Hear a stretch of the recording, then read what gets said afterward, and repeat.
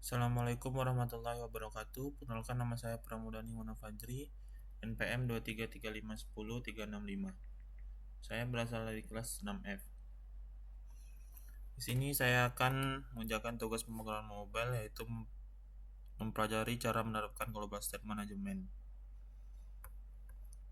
Dalam dunia pengembangan perangkat lunak yang dinamis, terutama di era website dan aplikasi yang semakin kompleks, ada salah satu konsep yang menjadi tulang punggung dari integritas dan logika bisnis. State management adalah kunci dari semuanya. Pernahkah Anda menggunakan aplikasi e-commerce, menambahkan barang ke keranjang dan melihat jumlahnya bertambah secara ajaib? Atau mungkin mengisi form multi langkah yang seolah mengingat setiap detail yang Anda input? Di balik semua keajaiban UI atau UX tersebut adalah sebuah mekanisme yang bekerja keras untuk memastikan setiap perubahan data tercatat, tersinkronisasi, dan ditampilkan dengan benar. Mekanisme itu adalah state management. Bagi banyak programmer pemula, konsep ini menjadi sebuah misteri yang sering dianggap rumit. Namun pemahaman yang mendalam tentangnya justru adalah perbedaan antara developer yang hanya bisa menulis kode dan developer yang bisa membangun aplikasi yang scalable, mudah dipelihara, dan bebas dari bug yang menjengkelkan. Artikel ini akan membedah tuntas segala hal tentang state management, dari pengertian paling mendasar hingga implementasi teknisnya yang dirangkum secara elaboratif untuk memandu karir pemrograman Anda ke level yang lebih tinggi. Sebelum kita menyelami lebih dalam tentang manajemen state, mari kita mulai dengan pertanyaan yang paling fundamental, apa itu state? Dalam konteks pemrograman, state merujuk pada representasi data dalam suatu aplikasi pada suatu waktu tertentu. Bayangkan state ini sebagai memori dari sebuah aplikasi. Ia adalah snapshot dari semua informasi yang dapat berubah selama aplikasi dijalankan. State inilah yang menentukan apa yang dilihat dan dialami oleh pengguna pada detik ini. Contohnya, yang pertama pada satu buah lampu, state-nya on atau off. Kedua, aplikasi counter, state-nya adalah angka yang sedang ditampilkan. Ketiga, pada form login, state-nya adalah string yang telah diketikkan pengguna di kolom username dan password. Pada aplikasi e-commerce, state-nya mencakup daftar produk, item di keranjang belanja, data profil pengguna, dan status apakah sedang loading atau tidak.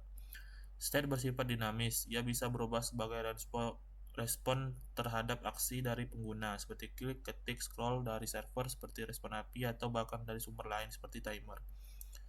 Apa itu state management? Jika state adalah datanya, maka state management adalah praktik, strategi, dan pola untuk mengelola bagaimana state tersebut diciptakan, diperbarui, dibagikan, dihancurkan di seluruh komponen aplikasi. Ini adalah disiplin dalam mengontrol aliran data. State management memproses, menjaga pemahaman terhadap input dari sebuah aplikasi di berbagai alur data yang saling berkaitan dengan dan membentuk satu transaksi bisnis lengkap atau sesi, agar kita bisa tahu kondisi aplikasi pada waktu tertentu. Dalam ilmu komputer, input itu adalah informasi yang dimasukkan oleh pengguna ke dalam program, dan state merujuk pada kondisi aplikasi berdasarkan input yang tersimpan, biasanya dalam bentuk variabel atau konstanta. Secara praktis, state dari sebuah aplikasi direpresentasikan oleh data yang dikirim ke dan dihasilkan oleh aplikasi itu sendiri. Cara ini untuk mengurus data-data penting ini agar tidak tercecer, bertabrakan, atau menimbulkan kebingungan dalam aplikasi. Kalau lebih mudah dipahami, mari gunakan analogi seorang pelayan waiter di restoran. Yang pertama, state awal, pelayan membawa buku pemesanan state yang kosong. Kedua, user action, pelanggan memesan steak dan kopi. Ini adalah aksi action yang memicu perubahan state. Ketiga, updating state, pelayan mencatat pesanan tersebut di bukunya. Buku pesanan yang awal kosong kini berisi data. Ini adalah pembaruan state. Keempat, sharing state, pelayan kemudian membawa buku pesanan state ini ke dapur kemudian lain agar hoki bisa mulai memasak. State pesanan tersebut dibagikan. Kelima, another user action, pelanggan membatalkan pesanan kopi. Keenam, updating state again, pelayan mencoret kopi dari buku pesanannya, state diperoleh lagi. Ketujuh, konsistensi, jika pelayan lupa mencoret kopi akan terjadi inkonsistensi state. Koki akan membuat kopi yang tidak diinginkan pelanggan. Ini sama dengan bug dalam aplikasi. Dalam analogi ini, seluruh prosedur dan sistem yang digunakan di pelayan untuk mencatat, mengubah, dan mengkomunikasi pesanan state dengan akurat, sehingga pelanggan mendapat pesanan yang benar dan dapur bekerja dengan efisien. Tanpa manajemen yang baik, kekacauan akan terjadi. Bagaimana cara kerja state? Tipe state yang khas. Yang pertama state initialization atau inisialisasi. State diciptakan dengan nilai awal, misalnya state user profile diinisialisasikan sebagai objek kosong atau state is loading di set sebagai false. Dua, rendering atau render UI user interface. Aplikasi dirender berdasarkan state saat ini. Contoh, jika is loading adalah false, tombol submit ditampilkan. Jika true, yang ditampilkan adalah spinner loading. Ketiga, event atau action, peristiwa dan atau aksi. Terjadi sebuah peristiwa, ini biasanya dipicu oleh pengguna, misalnya mengklik tombol, tetapi bisa juga dari sumber lain.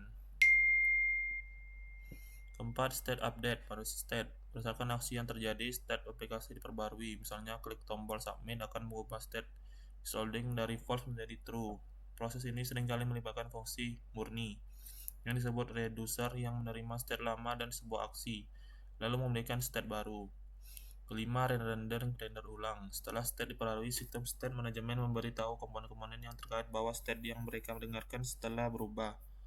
Komponen-komponen ini kemudian melakukan render ulang dengan state yang baru. Kembali ke contoh, karena is loading sekarang true, spinner loading akan tampilkan mengganti ke tombol submit.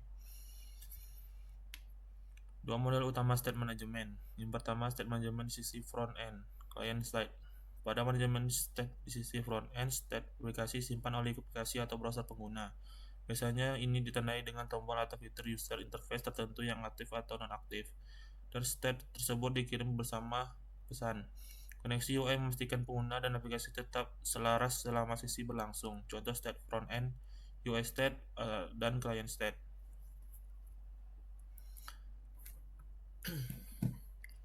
Kompleksitas di front end muncul karena aplikasi modern dibangun dari banyak komponen yang saling terkait.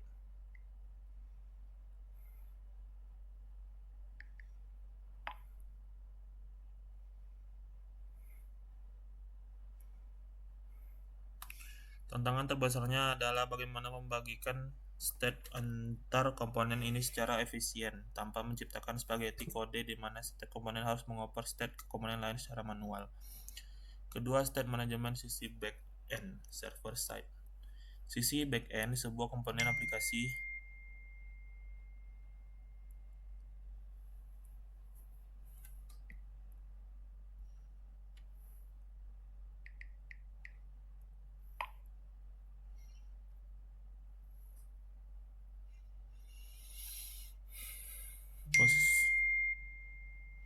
pesan berikutnya dimulai dengan mengambil state sebelumnya dari database.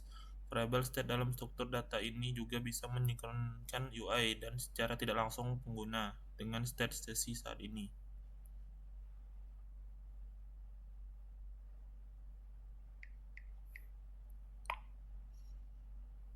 Contoh stack backend, session state, application state, database state. Kunci di backend adalah pemilih tempat penyimpanan storage yang tepat, apakah memori in-memory seperti Redis untuk data yang cepat dan sementara atau database persisten seperti PostgreSQL atau MongoDB untuk data yang harus bertahan lama. Jenis-jenis state dalam aplikasi. Local state atau state lokal. State dari komponen lokal seperti modul individual yang tidak bisa diakses atau dimodifikasi oleh komponen lain. Ini adalah state yang paling sederhana. Ruang lingkupnya terbatas hanya pada satu komponen, misalnya pada state is open pada sebuah modal atau dialog, atau state input value pada sebuah field input. State ini dikelola sepenuhnya di dalam komponen itu sendiri menggunakan mekanisme bawaan framework seperti useState di React, Ref, atau data di Vue. Karena lingkupnya kecil, state lokalnya biasanya mudah dikelola.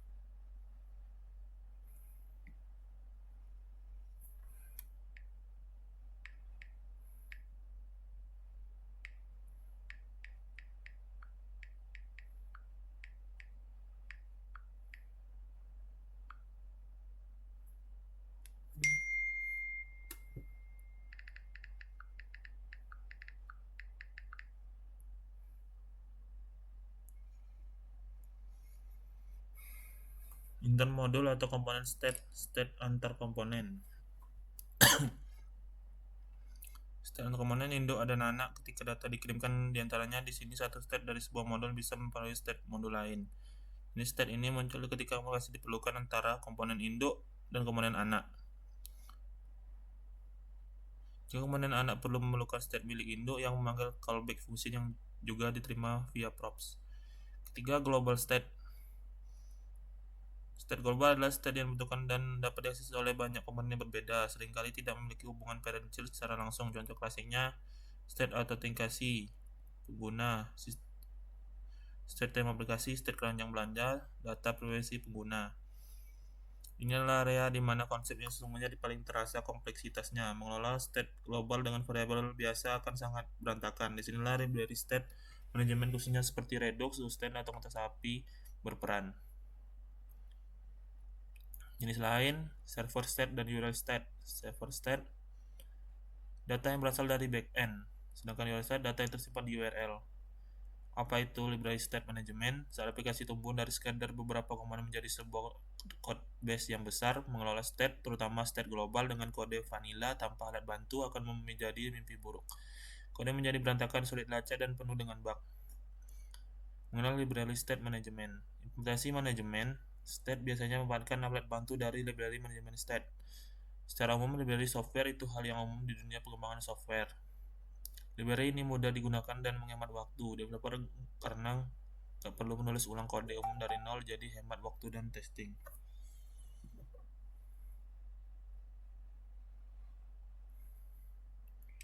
Library manajemen state adalah jenis library khusus yang memastikan implementasi manajemen state di front end atau back end bisa berjalan mulus dan memungkinkan kita memahami serta mengontrol aplikasi dengan baik. Library ini mempercepat proses pengembangan state aplikasi dan bikin kode manajemen state lebih gampang dipelihara karena sudah menerapkan praktik-praktik umum untuk berbagai aplikasi stateful. Beberapa library state management populer untuk front end. Yang pertama Redux, Sudo Assistant, Recoil, Jotai, MBX, Konteks API, plus Use Reducer.